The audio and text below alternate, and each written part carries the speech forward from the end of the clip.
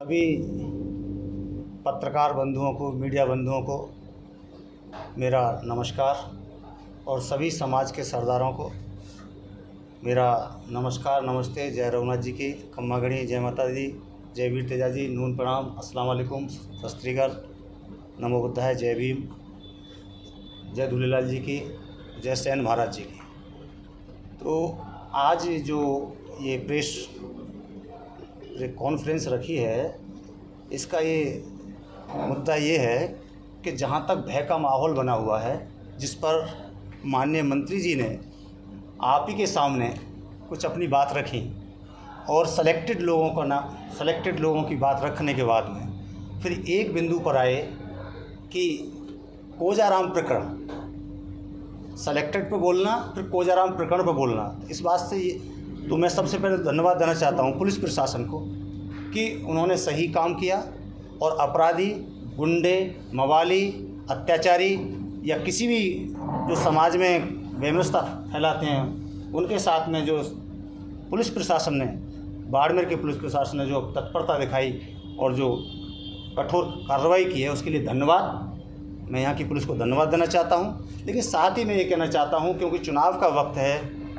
और एमपी का चुनाव है, तो चुनाव तो आज से पहले विधानसभा का भी चुनाव हो रहा था और कोजाराम प्रकरण पहले हुआ था। उस समय आप सरकार में थे, आप उस समय सरकार में थे, न्याय दे सकते थे, कठोर कार्रवाई करा सकते थे। अपराधी चाहे कोई भी हो, अपराधी कोई भी हो, आज ही ये प्रकरण क्यों याद आया? इसका मतलब एक गरीब समाज को राजनीति का शिकार, सियासत का शिकार किया जा रहा है वोट बैंक के लिए, न्याय के लिए नहीं। अगर न्याय की बात होती है, ये प्रकरण अभी याद आया है तो प्रकरण आपको डांगाबाज कांड भी याद आना चाहिए था, धनाऊ कांड भी याद आना चाहिए था, पोलाराम मेवानगर वाले वो भी कांड याद आना चाहिए था, सियानी में पारसमल वाला कांड भी याद आना चाहिए था। अभी मथानिया में हुआ है कुछ 4-5 दिन पहले, एक डाबरा गांव में हुआ है ओशिया के अंदर, झुंझुनू में अभी कई लोगों के साथ में अत्याचार हुआ है, वो भी कोजाराम समाज के बंधु थे। तो मेरा कहने का मतलब ये है कि ये भय का माहौल दिखा करके वोट की राजनीति की जा रही है। तो उस संदर्भ में आज आपको यहाँ आमंत्रित किया है। न्याय की बात करनी है, आप सत्ता में हो तो आपको न्याय की बात करनी चाहिए, न्याय की बात करनी चाहिए। और जहाँ तक राजनीति की बात करना चाहते हैं तो पहले वो अपनों से ही लड़ लें, अपनों को ही संभाल लें तो अच्छा है। क्योंकि मंच पर लोग कह रहे हैं कांटा निकाल दिया, पूर्व एमपी साहब कह रहे हैं आपने छापा है, कांटा निकाल दिया। तो वो कांटा निकाल रहे हैं, इलेक्शन लड़ा रहे हैं, कांटा निकाल रहे हैं, इलेक्शन लड़ा रहे हैं। तो जनता कांटा निकालने वाले को वोट क्यों दे? दलित, मुस्लिम, आदिवासी, गरीब, मजलूम, मूल ओबीसी के लोग जिनको न्याय नहीं मिला, यहाँ रिफाइनरी लग गई, क्या रिफाइनरी में मूल ओबीसी के लोगों को बराबर का अधिकार मिला? जितने भी तस्कर हैं उनको मदद करने वाले कौन लोग हैं? एक अमराराम ITI का सामाजिक कार्यकर्ता थे, वो आपके संज्ञान में भी है मैटर, उन्होंने आवाज़ उठाई थी, वो भी प्रकरण आपके संज्ञान में है। दूसरा, गिड़ा थाने में एक घटना घटी, तस्करों को पकड़ा गया और जब पुलिस वहाँ पकड़ने गई तो पुलिस पे फायरिंग कौन लोगों ने की, किसका संरक्षण था, उसमें एडिशनल SP तक न पे। तो पुलिस भी यहाँ भय में है। मेरा कहने का मतलब पुलिस भी भय में है और पत्रकार भी भय में है। मैंने कल परसों वीडियो वायरल हुआ है, ऑडियो वायरल हुआ है कि पत्रकार भी भय में हैं, उनको भी समझाने का प्रयास किया जा रहा है। तो पुलिस को भी भयभीत करने का काम किया गया आपके कार्यकाल में, पत्रकार भयभीत करने का काम किया जा रहा है, गुंडे मवालियों को संरक्षण दिया जा रहा है और आप भय की बात करते हैं। तो प्रशासन जो काम कर रहा है उसको करने दीजिए ना।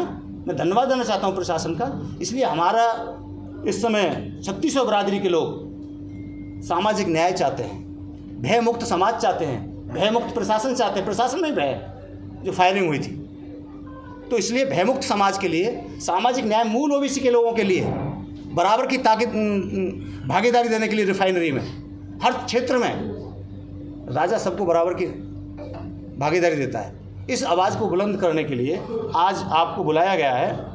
और भाई रविंद्र सिंह कोई एक जाति विशेष के वो नहीं है कैंडिडेट, 3600 बिरादरियों की आवाज़ है वो।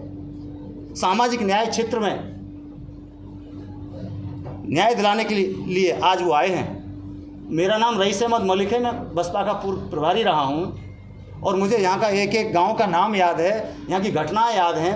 राजस्थान के 50 जिलों में, पहले 33 जिले थे, अब तो 50 जिले हो गए। 50 जिलों के अंदर कोई भी 200 विधानसभाओं में ये आवाज़ उठ रही है। क्या कुछ लोग, चंद लोग ही ताकत में आकर के अन्याय अत्याचार करेंगे? पुलिस को भी भयभीत करेंगे, प्रशासन तंत्र को भयभीत करेंगे, पत्रकारों को भयभीत करेंगे, तो फिर भय कौन लोगों का है? भय उन्हीं जनप्रतिनिधियों का है जिनको जनता ने चुना था। इसलिए जनता, 3600 बिरादरी के गरीब, मजलूम, शोषित, पीड़ित लोग सब जानते हैं। इसलिए ऐसी बात ना की जाए, भाईचारे की बात की जाए, प्यार की बात की जाए, मोहब्बत की बात की जाए। जो एक नारा है, इंसान से इंसान का वो भाईचारा, यही पैगाम हमारा। समाज में समानता है, प्यार है, मोहब्बत है, सभी चुनाव लड़ रहे हैं, लोकतंत्र का पर्व है। वोट से राजा बनेगा। आप अपनी विशेषताएं बताएं, एक दूसरे पे उंगली ना उठाएं। अगर उंगली उठानी थी तो विधानसभा चुनाव में उठाते। विधानसभा चुनाव में क्यों नहीं उठाया? प्रकरण तब तो याद नहीं आया। और मैं ये भी कहना चाहता हूँ, मैंने वहाँ भी बोला था कि कुछ लोग फर्जी आईडी बनाकर, क्योंकि मैं तो एडवांस सोचता हूँ, फर्जी आइडिया बनाकर, जाति विशेष के लोगों की फर्जी आइडिया बना करके दलित, आदिवासी, मूल ओबीसी के लोग, माइनॉरिटी के लोगों को बरगलाएंगे। मैं तो कहना चाहता हूँ पुलिस प्रशासन से, और उन्हें धन्यवाद भी देना चाहता हूँ पुलिस प्रशासन को कि उन्होंने दूध का दूध, पानी का पानी कर दिया। कि फर्जी आईडी बनाने वाले कौन लोग थे? तो ये भी एक भय बनाया जा रहा है समाज में। तो भय बना कौन रहा है? मैं प्रमाणित बात कर रहा हूँ, ये सब आप इस चीज़ को जानते हैं। तो हम तो आपकी आवाज़ उठा रहे हैं। मीडिया को भी भयमुक्त करना चाहते हैं, उन गरीब मूल ओबीसी समाज के लोगों को भयमुक्त करना चाहते हैं, दलित, मुस्लिम, आदिवासी समाज के लोगों को भयमुक्त करना चाहते हैं, व्यापारियों को भयमुक्त करना चाहते हैं। समाज में समानता हो, प्यार हो, मोहब्बत हो। और इस मौके पर भाई रविंद्र सिंह भाटी जी इस आवाज़ को बुलंद करेंगे, सबको न्याय दिलाएंगे और सबको समानता, मूल ओबीसी के लोगों को भी, सामान्य वर्ग के लोगों को भी, दलित, मुस्लिम, आदिवासी समाज के लोगों को भी बराबर की भागीदारी मिलेगी। इसलिए हमने आज आप लोगों को थोड़ा कष्ट दिया और आपको बुलाया है। पाटौदी के अंदर जोगिंद्र प्रजापति प्रिंसिपल साहब के बच्चे को प्रधान बने, उनको हटाया कौन लोगों ने? कौन लोग थे वो? किसकी सरकार थी? उससे पहले रशीदा बानो चुनाव लड़ी थी, उनके साथ में चुनाव के समय में कौन लोगों ने उनके साथ में भैका वातावरण बनाया था? तो मेरा कहने का मतलब ये है कि मैं तो आपको ये कहना चाहता हूँ कि आप भी चौथे स्तंभ हैं। आप जनता की आवाज़ हैं। न्याय जिसको ना मिल रहा हो उसको न्याय दिलवाने का काम आप करते हैं। आप भी एक दंडाधिकारी महोदय हैं जो अपराध करता है उसको अपनी आवाज़ उठा करके दंड दिलवाने का काम करते हैं। जैसे एक वकील न्यायपालिका में जा कर के लॉ प्रतिनिधि बन करके और जज के सामने उसकी आवाज़ बनता है, तो आप भी जनता की आवाज़ हैं। वो जनप्रतिनिधि हैं तो आप भी मीडिया बंधु हैं। आपका दायरा कम नहीं है। तो ये आपके ऊपर भी हाथ रखा गया है, आपकी आवाज़ को भी दबाने की कोशिश की गई। किसको छापना है, किसको नहीं छापना, ये तो आपकी बात है। ये आपका विवेक कहता है क्या सही है क्या गलत है, किसका छापेंगे किसका नहीं छापेंगे। तो हम तो ये चाहते हैं स्वतंत्रता होनी चाहिए, भाईचारा होना चाहिए। यही इसलिए आज आपको आमंत्रित किया। बहुत बहुत धन्यवाद। बस मेरा तो इतना ही कहना था। ये कांड तो काफ़ी है ना, कमलेश कांड भी हुआ है। अब मैं एक एक चीज़ को गिनाऊंगा तो काफ़ी वो लगेगा। धनाव कांड देखा था आपने? धनाव में उन गरीब समाज के लोगों को मारा गया, कुचला गया, पीटा गया, किसी ने मदद की? जब हमने वो आवाज़ उठाई, वहाँ ओम प्रकाश बिश्नोई थे उस समय थानेदार साहब, उनसे भी रिक्वेस्ट की, आईजी साहब से मिले, वहाँ पुलिस चौकी बनाई गई। कौन लोग तो उनको संरक्षण दे रहे थे? घर में आकर के पीटा गया था धनाव कांड पर। मैं तो यही कहना, इसलिए एक चीज़ को याद ना किया जाए। अगर आप एक चीज़ उठाओगे तो दूसरा भी उठा सकता है, क्योंकि इधर एक उंगली उठती है तो तीन उंगली अपनी तरफ भी आती हैं। जिनके घर शीशे के हों पत्थर नहीं फेंकने चाहिए उनको। सत्ता में आप ही लोग रहते हैं, चाहे कांग्रेस और बीजेपी से फुटबॉल बना रखा है 36 गरीब समाज के लोगों का, चंद चालाक लोगों ने, और फिर हमको उन्हीं को फिर भय दिखाते हैं। तो ये क्या चल रहा है? इसलिए मानवता का राज हो, इंसानियत का राज हो, भाईचारे का राज हो।